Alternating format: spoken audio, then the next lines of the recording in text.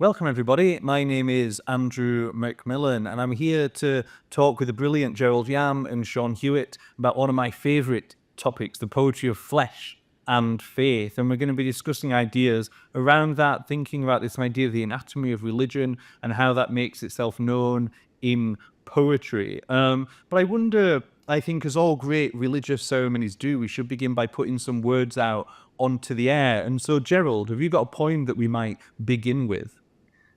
Yes, I do indeed, Andrew. Thanks so much to Andrew and Seán for this dialogue. I'm very excited to hear your insights. Let me just start by reading a poem from a sequence entitled Self-Portraits in Singaporean Mandopop. It's basically poems reflecting on Mandopop songs that I listened to when I was growing up in secondary school, in particular in Singapore. And this one that I'm reading is written after a Singaporean Mandopop singer's song, so Tanya Chua's 双栖动物, which is translated as amphibian in English. And I just wanted to thank Magma as well for publishing this poem. So yes, self-portrait in Singaporean Mandopop. Amphibians pressure gills into lungs for survival. My aunt prescribed conversion therapy over lunch. My aunt prayed therapy into coercion over lunch. Her daughter halted coming to church at university. We fought on asphalt when I came out at university, despite weekends scaling keys on the upright piano. If weeks can be scaled like keys into a piano, how will the music of a family's silence be scored? I scored a family's silence when I willed my music, having squandered a decade with another man. Having a decade with any man is slander. So we only weigh in on work and prayer requests. Let me work on sequestering this prayer the way amphibians pressure gills into lungs for survival. It's a really brilliant example of that duplex form of poetry that Jericho Brown first developed. And there's so much in there that I want to get into, that kind of idea of song in the poem and how those two things speak to each other and inspire each other, I think, in different ways. But Seán, let me come to you, and I think you've got a poem to read for us as well. Yes, thanks very much for having me. It's lovely to be here.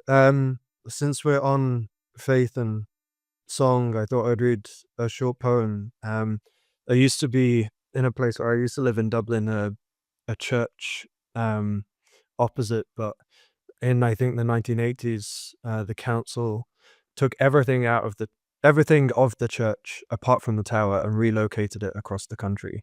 And then they built a cul-de-sac of semi-detached houses around this one tower. So I was kind of, during lockdown, just staring at this tower for ages. It was the Tower of St. Jude's Church, who helpfully is the patron saint of lost causes. So this is St. Jude's. The clinked latch woke me inside the tower, past midnight, and outside voices. The stretch of headlights across the rafters, a dozen rooks asleep in a brace of echoes. Hollow, uninhabited, all the living parts of me were flown. But then enough. My forehead daubed in ash, the silence folded around me like a dark wave. In the ruined spire, in the filth of life, I made whatever sound it took to call each part of myself by name and return it to the house of song. Beautiful. Thank you so much, Sean. That was a poem from Sean's collection, Rapture's Road, that came out earlier in 2024 with Jonathan Cape, an incredibly moving collection that really kind of writes into this notion of an ecology of grief almost, how that's felt in the body, how that's felt in the world as the body moves through it. And Sean, I guess just to kind of stay with you for a moment and just thinking about that poem, the kind of story that you were telling us about that kind of cul-de-sac that still has the tower, and then thinking about these ideas of faith and religion, of spirituality and poetry. It's always struck me that your work out of our generation of poets feels to me quite singular in its kind of use of divinity and its kind of interest in spirituality and its cadence of prayer that often echoes through it. And I just wonder, is that something that you feel is always with you as you're moving through the world? Is there this kind of lens of faith, in whatever way we might take that to mean, that I guess you feel maybe you're dipping your pen in as you write some of these poems? Yeah, I think that's right. Maybe unfashionable is the word.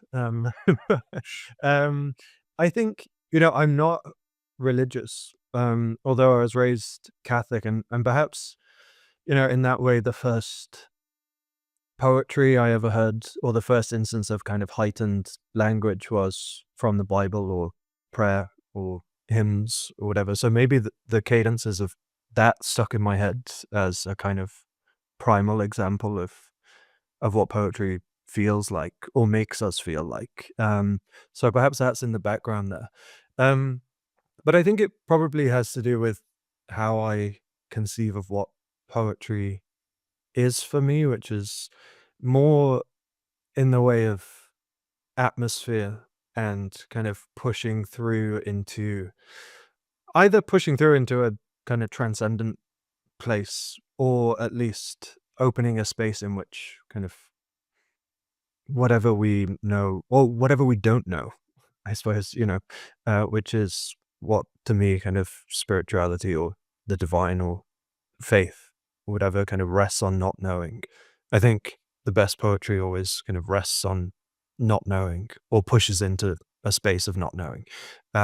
So it's probably just the way I'm attuned to thinking about poetry. And then um, in many ways as well, I think every poet has a sort of mythology that they pull into, whether the mythology is a kind of history of the body or a history of the cityscape or a history of a country.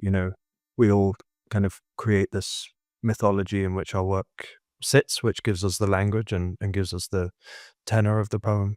And I suppose that religion has given me a useful kind of metaphorical world in which to situate the poetry. So yeah, that's probably right. Thank you so much, Sean. I think there's so much there that we can come back to this idea of poetry's atmosphere, this idea of poetry as you described there, the kind of question rather than the answer. So this idea of the evidence of things unseen, as faith is, that might be kind of contained within the poem. But Jerrold, as someone who's kind of newer to writing, you read us that brilliant poem from Magma. We've obviously been working together on these new poems that you're developing. I'm just interested, I guess, with that same question to you, that so much of what you write and is kind of drawing on these biblical stories, these biblical fables and parables and narratives, and kind of folding it back into the self. And again, does that just feel, is that a natural way that you enter the world, that you always, with that kind of language of religion, with that language of faith, somewhere at the back of the throat, waiting to be spoken through the poem?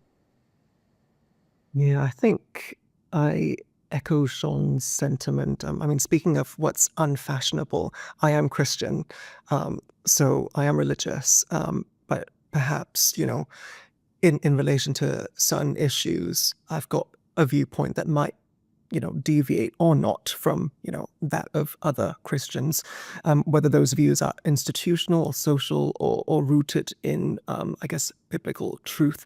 I think for me, because of that sort of religiosity and lived experience, faith is a lens through which I sort of interpret the world, and hopefully in the poems try to reclaim a space for myself in that architecture of language, to borrow sort of references from biblical sort of allusions and etc., to maybe make or eke out that sense of belonging within the poem. So I think for me it's almost inevitable, because when we write, I guess we try to write about something that feels true, something that aspires towards truth, and faith for me is an aspect of that personal truth.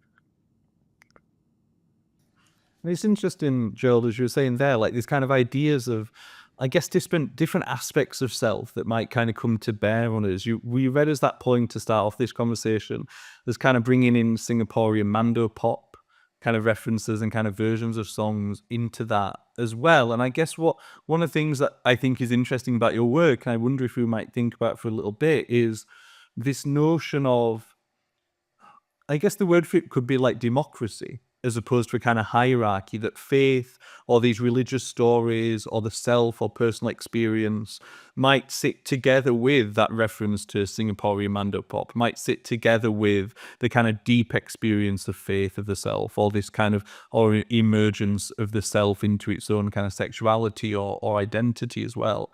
And all those things, I guess, treated both equally but as potential components of a poem.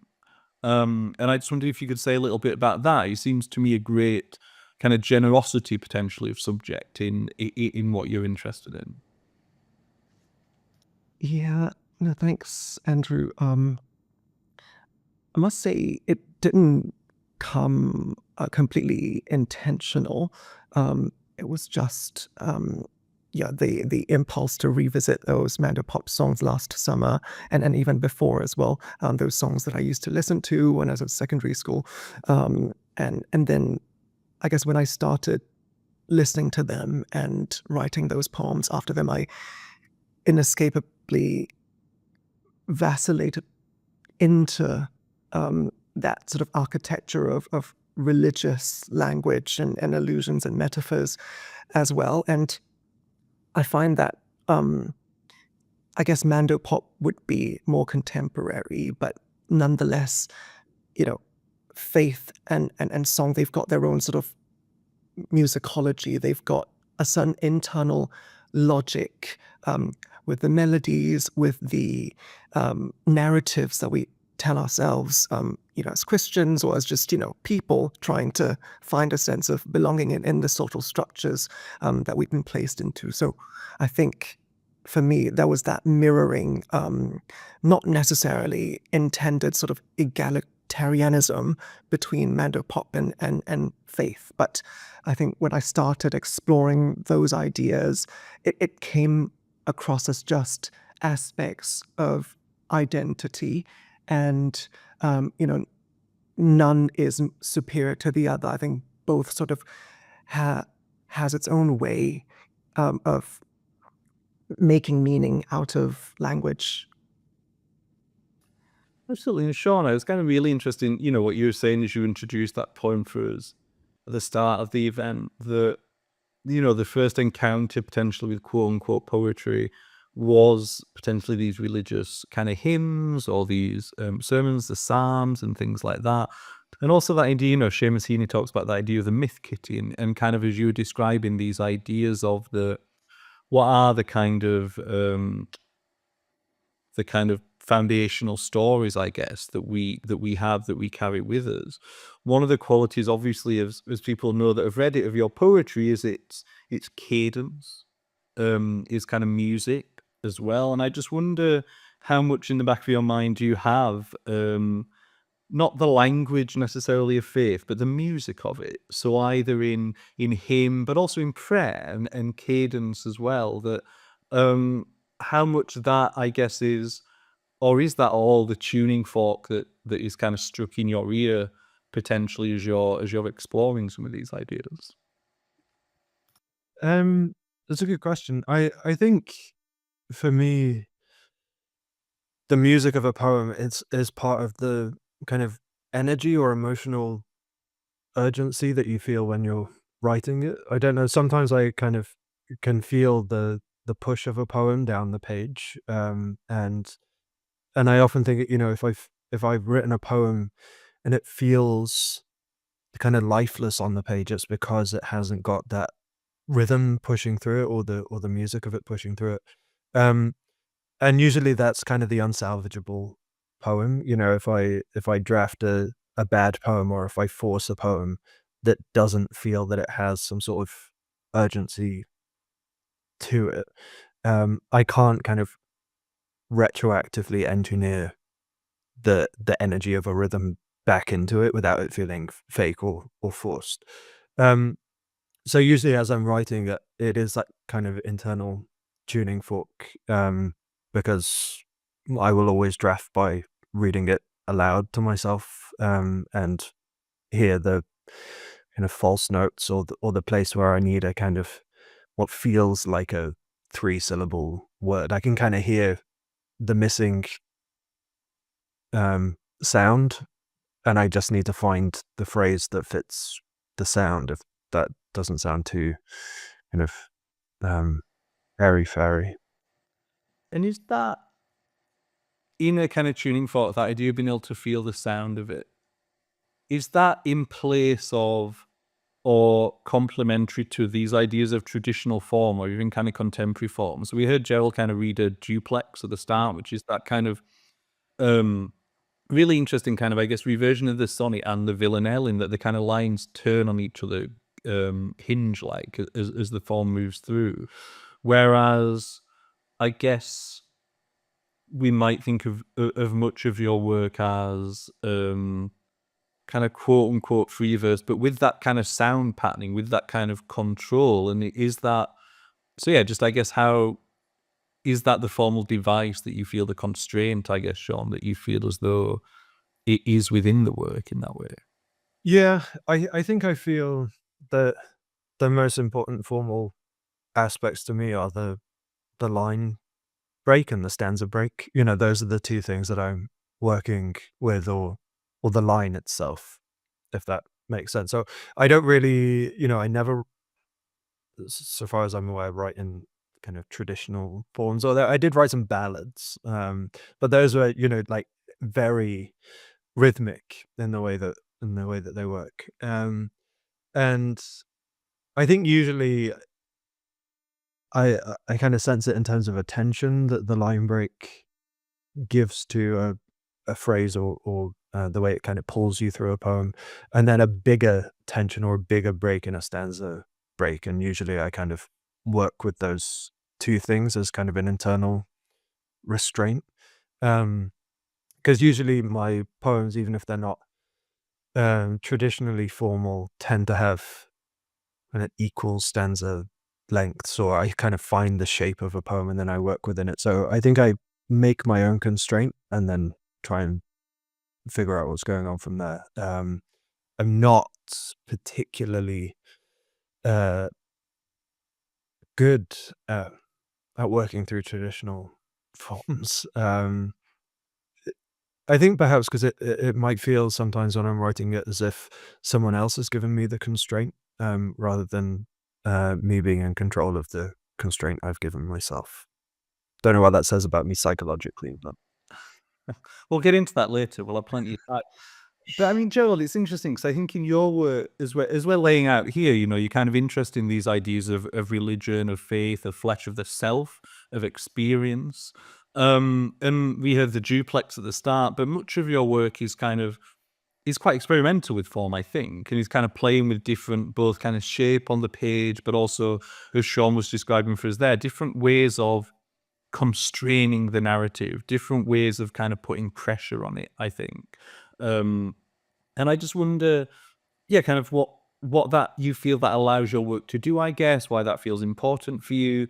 And is it a way of trying to contain what otherwise, as you've already laid out for us, are quite big subjects? So ideas of kind of religion or faith, ideas of the self and experience, quite massive kind of untamable things.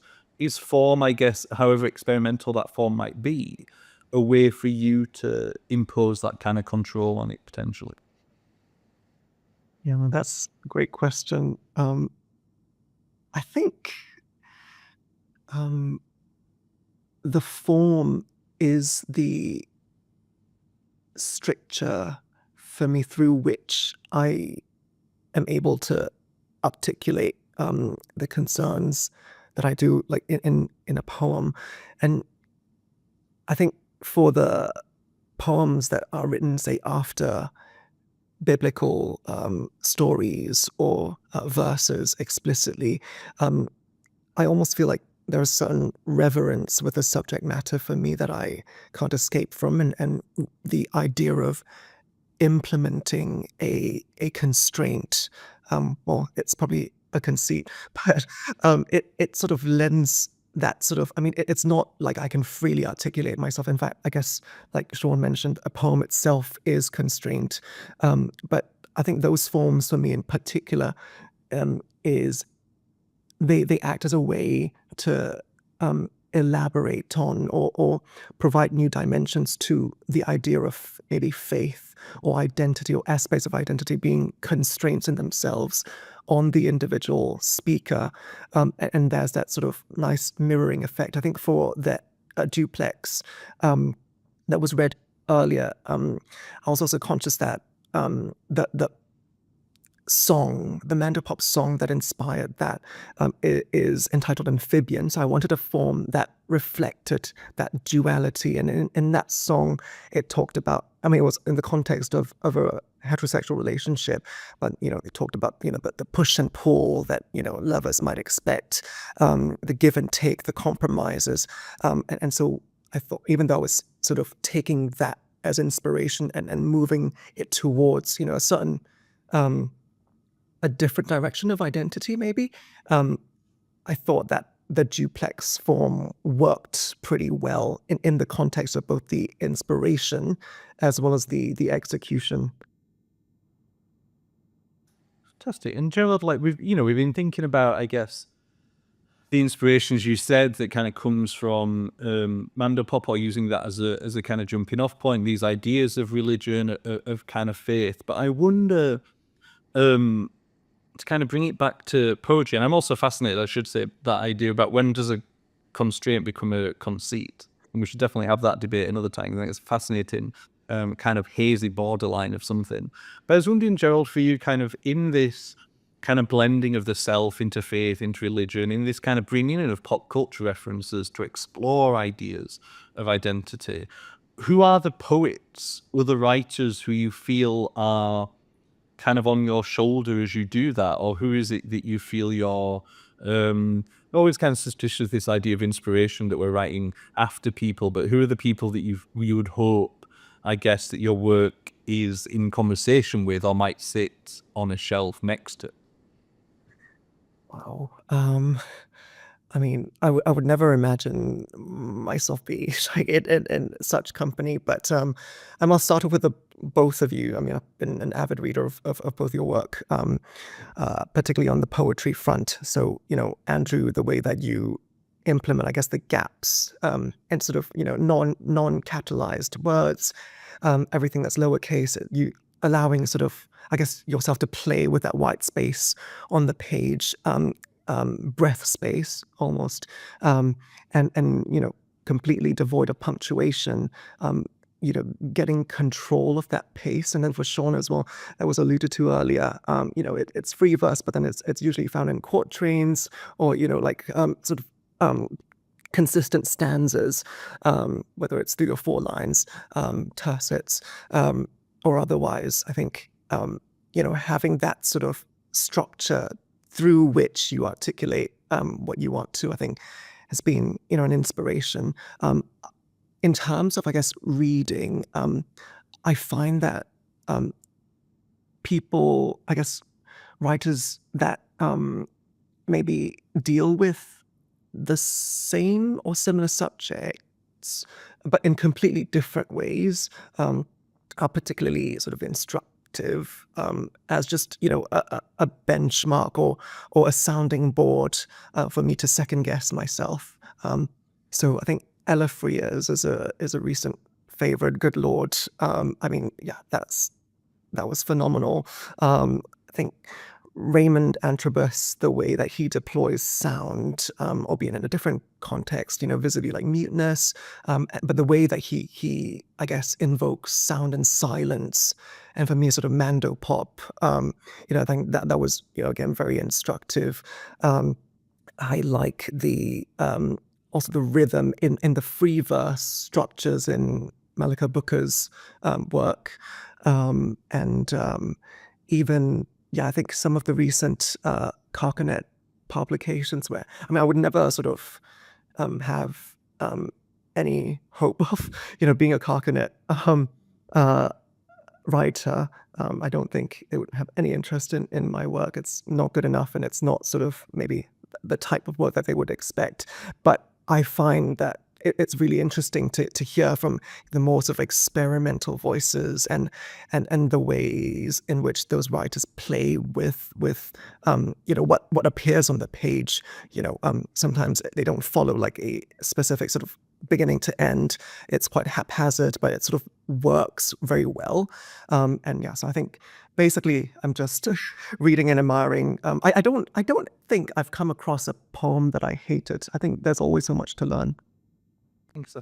Sean, give me the list of poems that you hate. No, I'm kidding. But I mean, Jerrold, you absolutely are good enough, by the way, is the thing to say. And this the great kind of thing of this Meet the World is that hopefully your work is going to be meeting the world in kind of more and more ways as you move forward, already being published, already kind of making its way into the world. But there will be books from you in the future. I know that for sure. I mean, Sean, I'm interested kind of throw that question over to you. And of course, after you also say me as a big inspiration for you, the name I kind of wanted, I guess, to throw at you is Gerald Manley Hopkins. And it would seem to me, kind of thinking about these questions of flesh and faith and religion, that he both, I mean, is a great model for us all, but I know has been a big inspiration for you in that. And then also just any other people who, I used that word singular earlier on. How is it that you've arrived at this voice that just to me seem unique from our generation of poets? Well, yeah, Hopkins is a great man for me. I think though, in some ways, where I began with very contemporary reference points in my poetry, I was turning to. I remember kind of the arrival, at least, of people like Ocean Vuong or Danez Smith, and they were supplementing in my head other American poets like Mark Doty and Sharon Olds, and I think I was, when I wrote my first book, combining those with the sort of nature poetry that I admired from Alice Oswald or people like that, and that became the funnel through which my voice kind of became apparent to me. And then with Rapture's Road, Hopkins definitely came in because I loved the idea of a music that might make a sense of its own beyond the language always making sense. I was quite interested in kind of dreamscape poems or poems that kind of operated on a level that felt intuitive, or that the reader might begin to intuit something as they went through without me necessarily giving them a kind of solid backing of fact and information. But it's taken me a while to find inspiration for my own poetry, or I guess to be brave enough to find poetry pre the 20th century and to take that as models as well as contemporary poetry. I think, for good reason, we're often kind of directed to contemporary poets as people from which to take inspiration. But then Hopkins came in. People I really love writing now are Carl Phillips. I think I could spend the rest of my life just reading Carl Phillips if that was permissible. Mainly for a sort of elegance that he has, and often, the poems are just one sentence sometimes, or a couple of sentences that turn and turn and turn, and there's such like syntactical stuff going on that is amazing. I could never write a poem like that. And I think usually the people I love are the people who don't sound like me. I don't want to spend my life kind of inside a hall of mirrors, because it makes me too self-conscious. If you read someone and you can kind of hear something that you might also have done, sometimes I think that makes me too self-conscious about what I am doing. So I tend to like people that are not too like me. So Carl Phillips would be one, and I've recently become obsessed with, I say recently, in the past like 3 or 4 years, with Bridget Peggy and Kelly. I think I've spoken to you about her before, Andrew. Who only had 3 collections, but they are incredible, strange, like otherworldly narrative poems that just will start off with, kind of a walk through a garden, but then suddenly there's like a snake in the garden, or like a horse, and then the horse has like 4 heads, or the logic of them is entirely interior, but you get this sense of a very dark mythological world coming through them, and I love her. So Carl Phillips and Bridget Peggy and Kelly, if those could be my kind of mum and dad of poetry, I'd be happy. And Hopkins as granddad. That's a fantastic family tree that you're drawing for us there. I really like that. But I think it's so true, isn't it, that, we both teach and that advice that we'll often give to students is we often have someone who arrives, or when we start writing poetry, even any of us, we have one poet who we're obsessed with, who's the kind of lodester, who's the kind of person we're really interested in. And the danger is if you never move beyond them, you only ever write pastiche of them. And that, even as you were both describing there, the kind of variety of things that one might read eventually all get put, I guess, right into the blender of one's own mind and come out as what we kind of colloquially call the voice of the poem, our own voice that we found. But it's really this kind of the blend of the reading that only you yourself have done in that particular order, I think. I mean, Jerrold, I wanted to come to, obviously I keep saying that you gave us this brilliant title for our event today, the Anatomy of Religion, Poetry of Flesh and Faith. And I feel like I've spent quite a lot of time thinking about the first half of that, maybe this idea of the anatomy of religion, this idea of spirituality, this idea of the cadence, perhaps, of divinity and how that echoes through both of your work. But I wanted to come on to the flesh. I wanted to come on to the kind of physical reality of that. And one of the interesting things I think Seán was telling us earlier was about this idea of the unknownness of spirituality, the unknownness, the kind of hiddenness of religion. And yet, in both your work, in what we've heard today and what is available elsewhere, there's a real kind of ability, I guess, to make those things concrete, is to make those things visible and kind of real for us on the page. And certainly one of the ways to do that, isn't it, Jerrold, is through the body, is through the physical body, is through the flesh. And I just wondered if you wanted to maybe say a little bit about that, because in one way, maybe they seem antithetical to each other, this idea of the spiritual and the flesh, the kind of bodily and the holy, and yet there's something really interesting in the ways that those two things can be combined. Yeah, no, thank you, Andrew. I think you're absolutely spot on.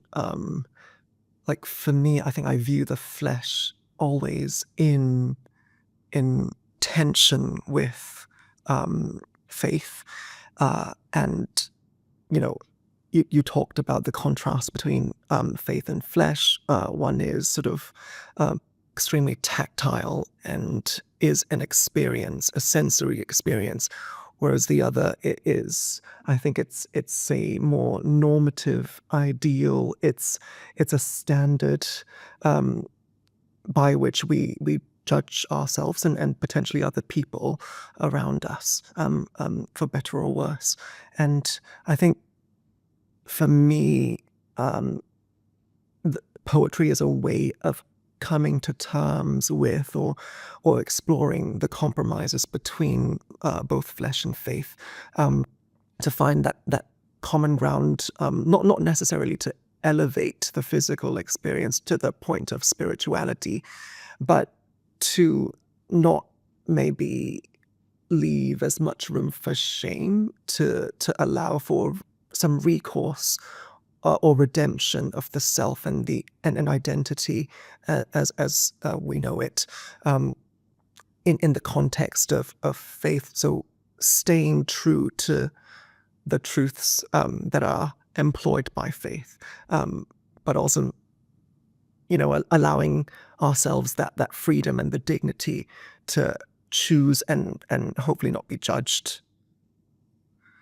And is it therefore then, Joel, do you think those two things lent up against each other that kind of give the poem its spark in that sense? So somehow the tension, as you're describing there, between the kind of bodily, the actual, and the idea of the spiritual, the divine, is it somehow that a poem of one or the other potentially just wouldn't work, it'd fall flat, it'd only be the one thing.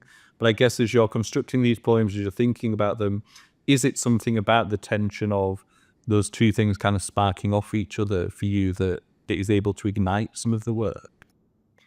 Absolutely, Andrew. I think what you said just reminded me of an earlier comment that you mentioned as well about form and strictures and constraints. And I think for me, it's almost like a mirroring of that sort of tension on the page when I choose to employ an explicit form for a poem.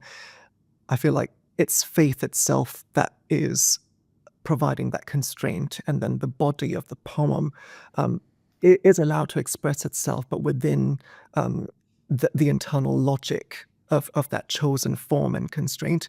And I think, I think you're right in terms of that tension sparking off sort of new dimensions in the poem, because I feel that, for me at least, that road to redemption isn't as sort of smoothly paved. And in order to get to some sort of semblance of reconciliation, that tension itself needs to be addressed. And it is that tension that then provides the fire in the poem for me. So interesting, Joel. Thank you. And Sean, I mean, I was thinking for you, obviously, there were moments, say, like in All Down Darkness Wide, your brilliant memoir, where faith and flesh kind of literally come into kind of meeting with each other. And that's one of the things that's explored within that memoir. But thinking about as well, Rapture's Road, this recent poetry collection, as we heard, I think, in that poem, but in other poems there as well, it is, as you describe, sometimes these kind of dreamscape worlds, oftentimes the speaker of the poem, the voice of the poem, finds themselves awoken somewhere, or kind of has a visitation, or kind of moves between these kind of liminal spaces of things in a way that in other hands, in lesser hands, could become really abstract quite quickly, right? Or could become a kind of no place. And I wonder, how do you achieve that quality that is the dreamlike space, the kind of imagined world, the kind of spiritual world around these poems, but they still feel grounded, they still feel embodied in something, they still pay attention to the flesh as well as the faith, as it were. And I just wonder if that's something, again, I guess, that you're conscious of, and just how that effect is so brilliantly achieved in a collection like Rapture's Road. But I think if I were to make a claim for Rapture's Road of anything, I would say it's a book of medieval poetry, but in in 2024. And what I mean by that, I suppose, is that I took a lot of the models for the dreamscape from the kind of medieval dream vision poems, and also from, I was obsessed when I was at university, and then since I kind of pick them up every year or so, the books of the mystics like Marjorie Kemp or Julian of Norwich or something, and I think Hopkins has that too. There's lines about like the opening of the wreck of the Deutschland is, something like that has bound me bone and flesh. Over and again I feel thy finger and find thee, or something. So it's very like, I am bones and flesh, and I feel the finger of God going into me or around me. It's, there's a weird interplay in mystic writing between a very erotic vision of the body and spiritual communion with God. And I think, Marjorie Kemp, I don't know if you ever read Robert Glick's novel Marjorie Kemp, which is like incredible. All of which is to say, I think, grounding the book itself in the body and allowing or trusting the reader to be able to be disorientated in a dream-like landscape and to deliberately get rid of the idea that the speaker is always me in the poem was something that was really important to me in this book. So there are places where the speaker kind of changes gender or at least alludes to the idea of it, or walks out naked in the middle of the night, which is not me. So I kind of wanted to shake off some of the ideas of reality in the poem, and I think in that way I give myself, or I give the poems permission to float off a little bit into a dreamlike world, because you're not expecting it all to cohere into a real physical place. But the grounding in the kind of materiality, I think, is just essential to, poems as I see them are basically sensory experiences, either for the reader or for the writer of the poem. They're usually some kind of bodily reaction or response to something outside of us.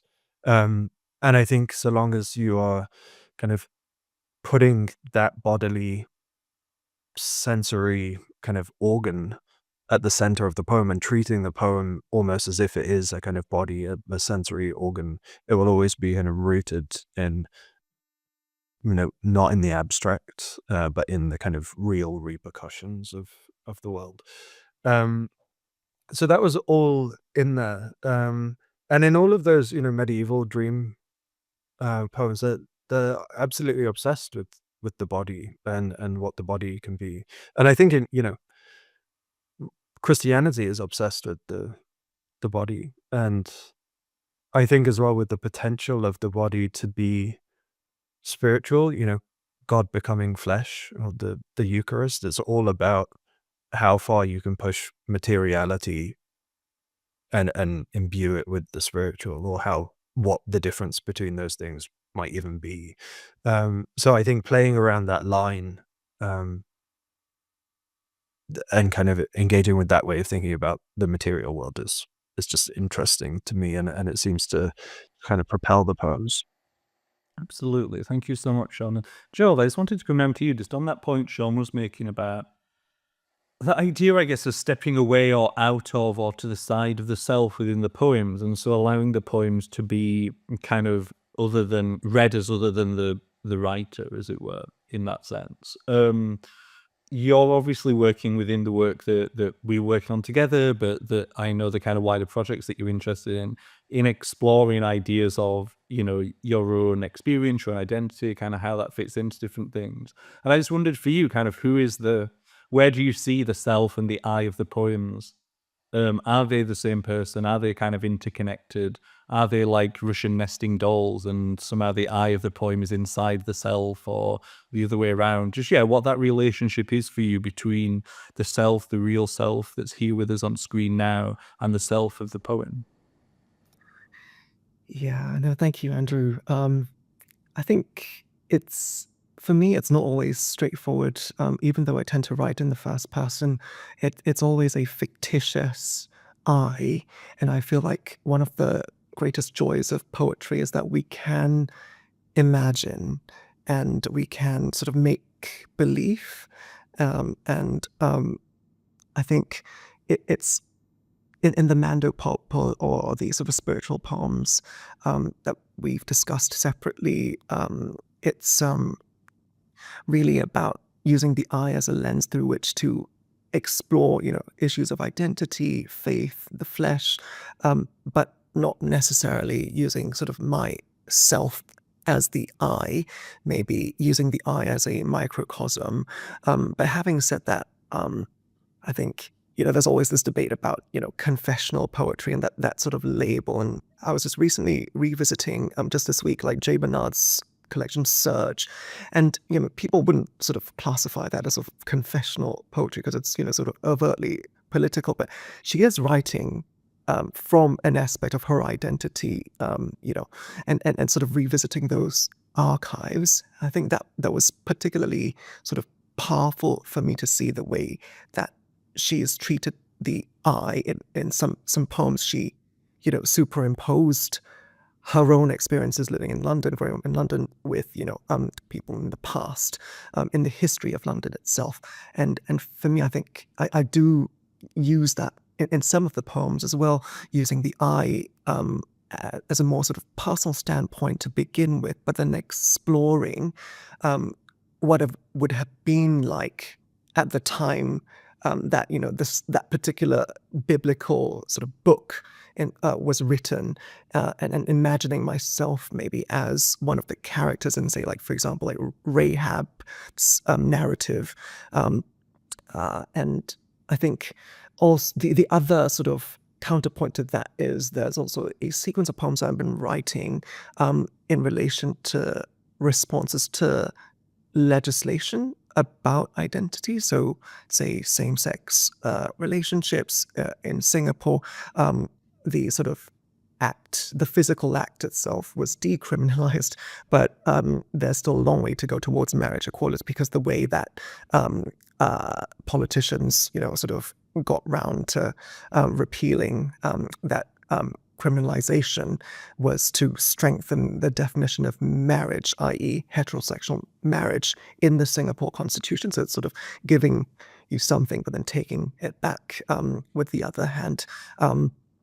And I found that, when I use the I in those sort of legal poems and leveraging on my background as a lawyer, it's not so much sort of the self per se, but as a citizen, as a sort of, not necessarily representation, but I think just as an unknown sort of recipient of almost like a Hobbesian social contract through which we live our lives. I mean, these parliamentary debates on anything and everything, they have a real sort of influence on how we lead our lives. Say, visitation rights at the hospital, right? If sort of same-sex relationships are not necessarily legal, then you sort of can't visit, I don't know, your partner of like 50 years, even though that person is sort of, in dire need of that. I think there's a lot of real ways in which legislation, I guess legislators maybe don't necessarily appreciate. To them, it's more like of an academic, abstract debate. But in the poems, I try to then use the I to allow those laws to be made flesh almost, to speak to the implications and the responses to those particular laws. So I think, just to answer your question directly, I think it really depends on the structure of the poem, and the I itself isn't necessarily just me or any particular individual. Absolutely. I wish we had time to get into that idea of being, a lawyer and a poet, and the kind of intersections of truth that kind of brings up. I think is such an interesting thing to think about. But absolutely right, Gerald. I think that idea of a fictional self, the fictional I, in some ways, I think is so important.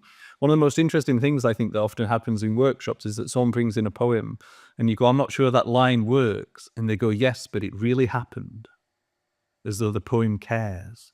And poems kind of are already false things. Poems are already invented things. And so that idea of truth in the self, I think, is already murky no matter what we're writing.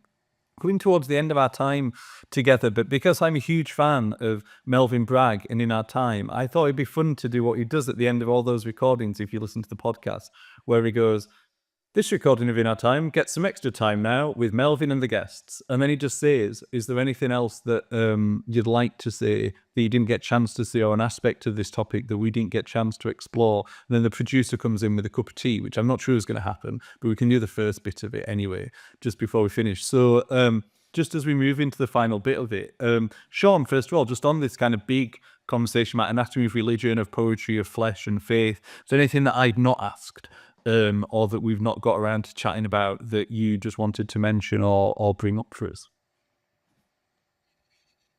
No, usually this is when like Melvin has been talking over one of the guests relentlessly and she finally gets a chance to speak.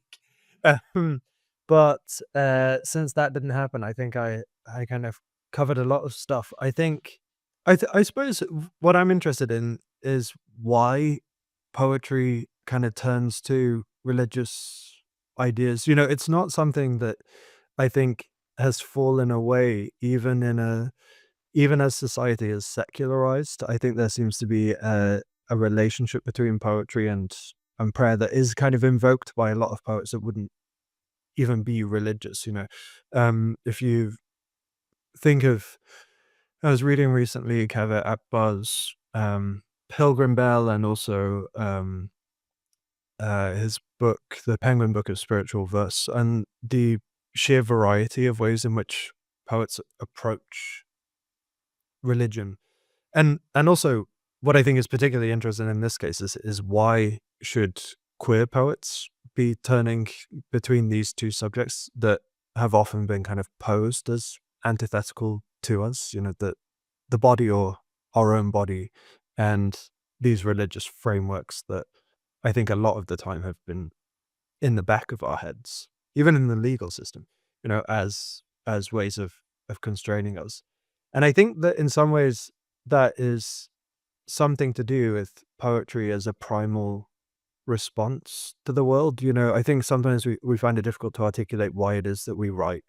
But often I think it's because we feel compelled to speak back to the world. You know, sometimes it's to a person, but more often than not, I feel like I'm addressing just some sort of response to an experience or to, you know, something that I see or something that I feel, and I don't know who I'm addressing, but I feel that that is akin to what prayer or a hymn would have been, you know, a kind of primal response to the world. So I don't know if that makes sense, but it feels to me that that is kind of what is behind the linking between poetry and faith and religion. Thank you so much, Sean. And just to finish this off, Gerald, just that same question to you, kind of, obviously you came up again with this brilliant title. I'm keen not to take credit for it. The Anatomy of Religion, Poetry and Flesh and Faith. And just anything else that you know, that we've not got to that you just wanted to finish us off with. Well, Andrew, if your university is in need of any sort of marketing roles, let me know. Maybe if law doesn't work out, I'd gladly apply for some taglines. But I think I might plagiarize Sean's idea actually in the same way that, you know, when he said, yeah, why is it that, you know, there's so much, I guess, religion in poetry? Why is there so much poetry in religion? You know, as a Christian and speaking from a Christian background, you know, the Psalms or even the idea of a parable is a metaphor, an extended metaphor. And you know, why do so many, I mean, I don't speak for all religions, but in general, religions across the world utilize poetry so extensively in the ways in which they preach, they reach out, they evangelize. My suspicion is that poetry allows us to personalize faith and almost, you know, sort of elucidates these sort of grand ideals, these aspirations into something watered down that we can say in front of the mirror, almost like a mantra, a song. And that sort of perhaps that sort of transmutation of, you know, an unreachable, unattainable ideal into the personal sort of didactic, the personal song and image gives religion its power and its stay as well. I mean, I'm no authority, Sean. You know, the PhD students on, I don't know, like a course in religion would just be shooting me down. But maybe that's sort of my suspicion at least. But yeah, I find it fascinating that there's just this huge sort of confluence both ways between poetry and religion. Absolutely. And I think we've got about 8 or 9 other topics there for further conversations that we can all have, which I think would be really brilliant. But I just want to say thank you very much to everybody for joining us for this conversation. I hope you've enjoyed listening to it. Thanks so much to Jerrold Yam, to Seán Hewitt. Seán's new novel, Open Heaven, is probably by the time you're listening to this almost out or just out in shops, so do run out and get a copy of that, and keep looking out for more of Jerrold's work in magazines, in pamphlets, and I'm sure in the future in collections as well. And it's been really brilliant to work with Jerrold over the last few months on some mentorship and looking at the poems. Thank you too, obviously, to the National Centre for Writing and to the Arts Council of Singapore, and looking forward to seeing you all very soon again.